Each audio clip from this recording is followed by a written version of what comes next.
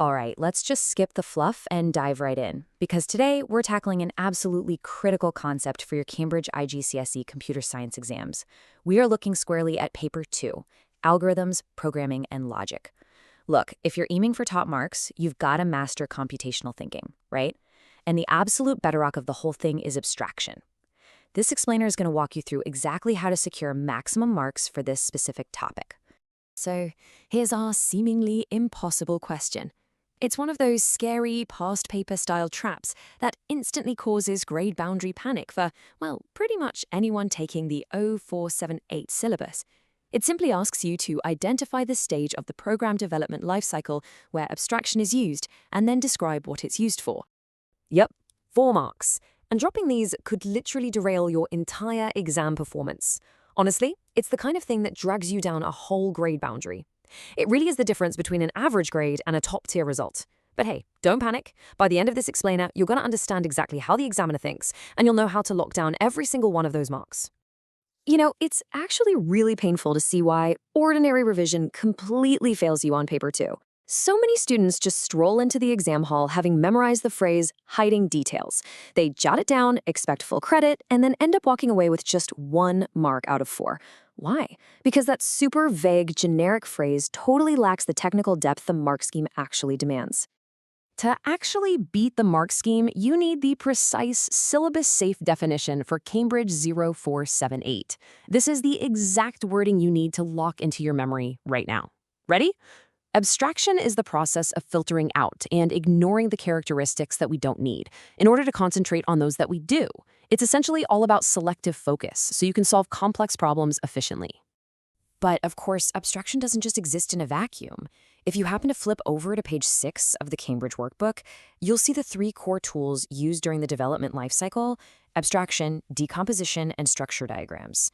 These 3 things are inextricably linked when you're designing robust algorithms. You really can't have one without the others. Now, in just a second, I'm going to reveal the specific examiner clue that completely transforms a merely good answer into a full mark answer. But first, you really need the framework that makes that clue super obvious. See, simply defining a concept, that's just step 1. Applying it to the specific constraints of the test is where the real magic happens. And that brings us to a guaranteed strategy, a 4-step framework that basically guarantees you're hitting the mark scheme every single time. First up, you state the concept. Second, you look at the evidence or data provided in the scenario. Third, you apply your technical reasoning. And finally, step 4, you wrap the whole thing in the exact examiner wording. If you follow this path, you literally eliminate all the guesswork. But pay attention here, because this is where the mark scheme gets incredibly strict. We absolutely have to adapt our reasoning based on the specific command word the examiner decides to use.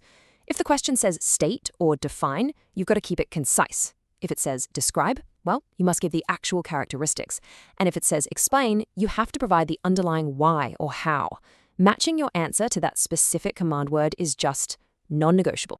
Okay, let's actually apply this to a practical scenario from page 37 of the workbook. Just imagine you're tasked with writing a program in console mode. Maybe you're using Python Idle, Java BlueJ, or Visual Basic. Now, how does abstraction actually apply to this highly specific, text-based environment?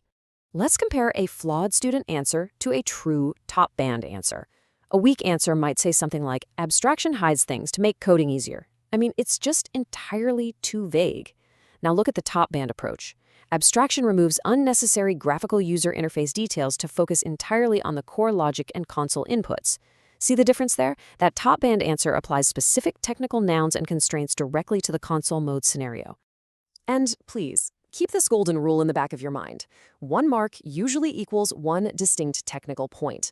Don't fall into the trap of repeating the exact same point using different words just to fill up the page. The examiner is definitely not going to give you 2 marks for saying the same thing twice. Just make your point, lock it in, and move straight to the next technical characteristic. All right, let's escalate the stakes a bit with a much harder challenge for you. Think about trace tables. You know, the ones that track variables, inputs, and outputs through endless iterations of selection and looping. So, how would you apply the concept of abstraction to a really complex trace table scenario that's meant to test a brand new algorithm? Seriously, take a second to formulate your exact wording right now. Mentally pause and predict your answer before I give it away. Think about the data you're testing. Think about the inputs, the variables, and the validation checks. Oh, and a quick word of warning here. Whatever you do, do not confuse validation, which checks if data is reasonable, with verification, which just checks if it was entered accurately. Keep your focus strictly on how abstraction filters that data. Let's spot the error in how most students usually tackle this. A weak analysis will claim abstraction is just removing all the data. But wait, abstraction isn't about just deleting everything. The safe technical strategy is all about targeted filtering.